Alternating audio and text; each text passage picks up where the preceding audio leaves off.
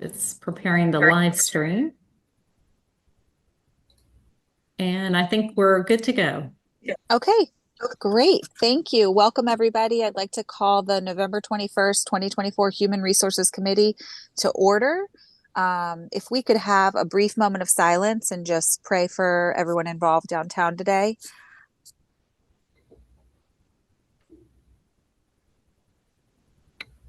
All right, amen. All right. Moving on, approval of October. Do I have a motion to approve October 17th, 20? Second. So moved. All in favor? Aye. Any opposed? The ayes have it. All right, moving on to staffing and retention report. Is Miss Pope or Miss Mazzell? Jennifer Strickland is going to do that for us. Oh, okay. Yes. Thank you. Give me a minute to share my screen. Hold on just a second.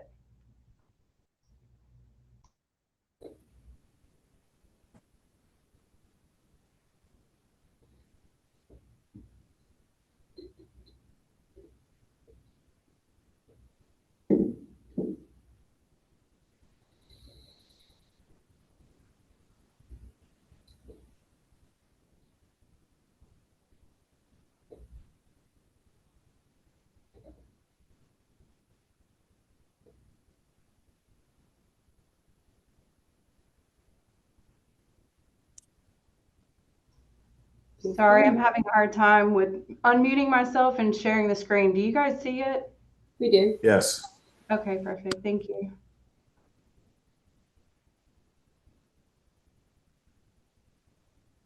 All right, and do you see the next screen? Yes. All right. So the first thing we'll go over is sworn fire and police staffing levels. Fire went down from 99% to 98% since the last time we reported, and then police stayed the same at 92%.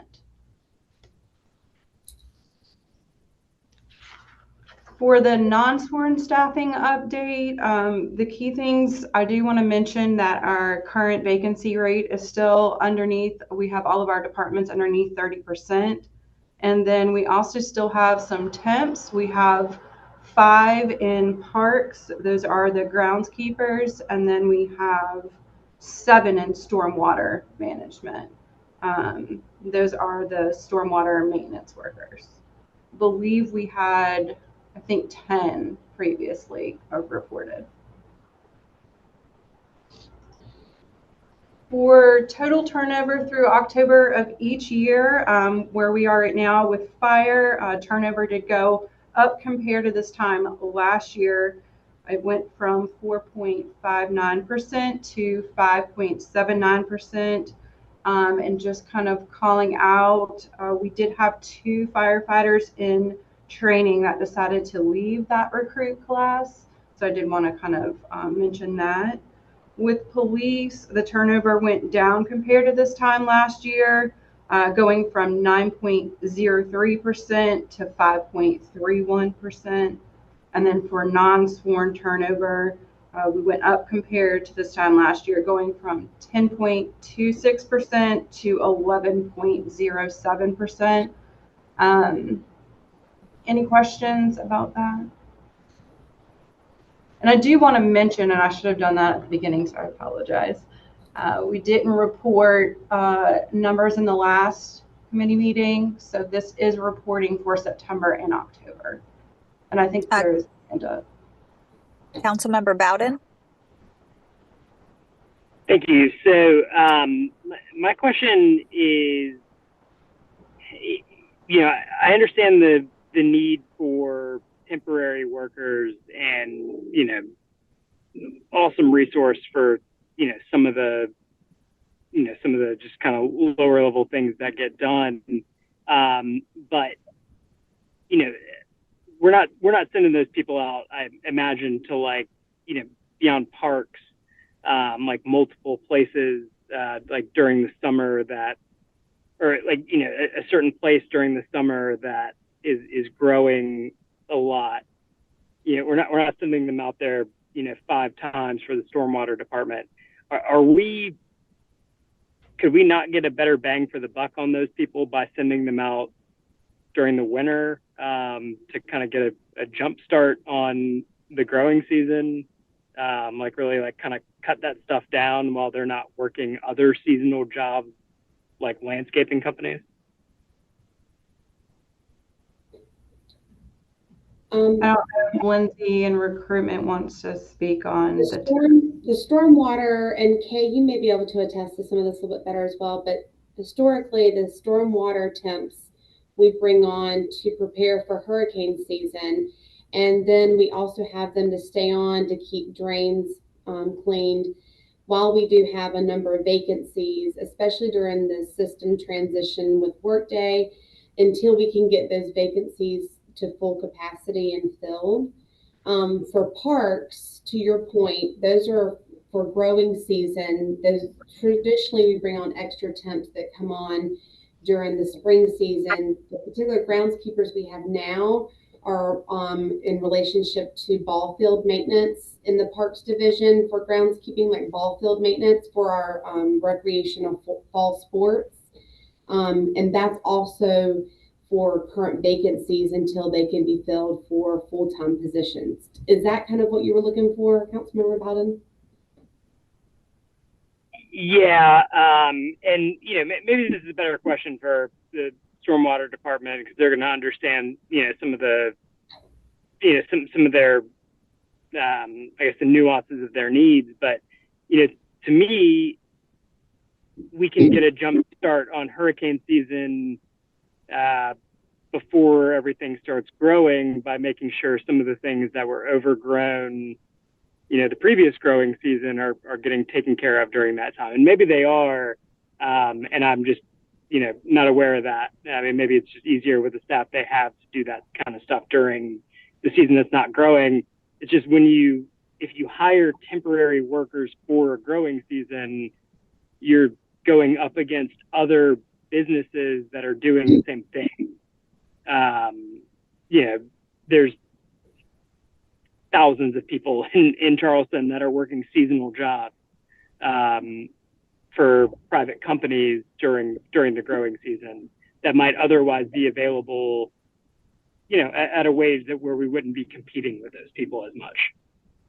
Yeah, and I can look back and see, but we've had the stormwater temps on for a good while, many weeks to kind of get ahead of that. But it makes good sense to make sure we're staying ahead of the growing season for sure and keeping the drains clean to be prepared for bad weather. I feel like historically we brought those people on like maybe March or April. March or April, and then we do try to transition those people if they work out well as agency temps for us, to move them into full-time regular positions, because they do have some openings, and that's definitely a more cost-effective way to employ them. Okay, great. Thank you. Ms. Strickland, would you like to continue, please? Yes, ma'am. All right, so next we'll look at the annual turnover with 2024 projection. Fire increase compared to last month from 6.3% to 6.78%. Police also increased from last month from 5.56% to 5.99%. However, as we've seen in previous reported months, this is still significantly lower than what it has been in the previous years. And then for non-sworn, we decreased from last month from 13.19% to 12.74%. Any questions about that? I think next we have recruitment. Oh, I'm sorry. No, that's okay. I just saw Councilmember Bowden's hand still. It might still be up, but I didn't know if he had a question. Oh, no, sorry. I just hadn't put it down. Okay, no, I don't see any questions. So just an update on recruitment. We've been ongoingly working with the Park and Enforcement Officer Division. We had another follow-up meeting with the section chief and department managers to talk a little bit more about staffing solutions. That was the beginning of October. And we've seen some offers come through since. Also working with conducting workday training for all management level managers to help them with the new system transition. We'll be doing another rollout meeting the beginning of December. And then also we've gone on site to have separate meetings with police and fire, as their specific processes and workday are a little bit different between sworn and non-sworn, to make sure that their personnel staff understand how the business process works for recruitment. And just an overview of our new hire updates for September and October and where we're trending for November. Keep in mind, we did start with Workday the middle of September and had one orientation that we skipped there in the middle between September, October. So that is the reason for a little bit of the lag of numbers in trending in October. And as you can see, picking back up in November to make up the difference. Great, thank you. I don't see any other questions, but I just a quick question statement. The parking enforcement officers, thanks for all your hard work again for getting those positions filled. I think they are very important positions here because we rely on that revenue. Right. So that's, it's a key position. Thanks for all your effort to get those filled. What is right now our starting pay for those parking enforcement officers? They are, Heather, correct me, they're a grade 7. They're grade 7, so 1920. 1920. They're at the Okay. minimum. Great, thank you. And so you have, after all your energy, you've seen a real increase in all the effort you've put in. We've seen an increase in those applications. I would really lean into more seeing some retention and better practices in operational and training and the employees that are here. In terms of recruitment, that the pay is still somewhat of a struggle Okay. for those positions. Okay, great to know. Great. I think that's great for this committee to know. Okay, all right. Thank you. Moving on. I don't see any other questions. All right. Well, good afternoon, everyone. This is just for information, where I'm not going to be asking for a vote today because this contract is still in draft form, but I did want to let the committee know that we issued an RFP for our benefits broker. Councilmember Parker participated on the committee, and I do appreciate your time with that, Councilmember Parker. It's 2 separate meetings. We issued the RFP on September the 20th. We closed it on October 18th. We received 7 proposals. We met on the 28th to shortlist. We decided to invite 2 companies to present to the group, Aon and USI. Presentations were held on November the 6th. The committee voted to recommend renewing with Aon. We are in contract negotiations for a January 1st effective date.